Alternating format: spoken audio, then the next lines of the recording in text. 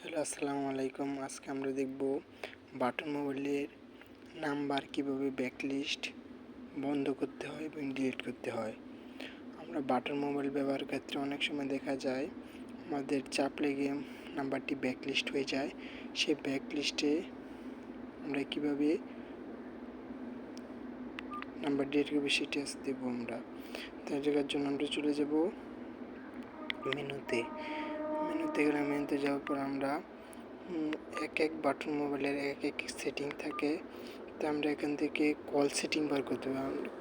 Call setting বার করার জন্য আমি কল লংসে গেলাম। আপনার এক এক বাটনে এক এক রকম সেটিং থাকে, তাই আমার দেখি কল সেটিংটা আমার এই বাটন মোবাইলে কল সেটিংটা আছে কল লংসের মাঝে। তাই আমি কল লংসে চলে গেলাম। কল লংস এই যে আমার কল সেটিং, এই কল সেটিংটা বার করতে হবে। কল সেটিংটা পেয়ে গেলাম। কল সেটিং থেকে এখন আমি চলে যাব অ্যাডভান্স সেটিংয়ে। অ্যাডভান্স থেকে এখন আমি এই যে আমার ব্যাকলিস্ট, এই যে আমার ব্যাকলিস্টটা অন করা, এটা আমি অফ করে নিব। এই যে অফ করে নিলাম।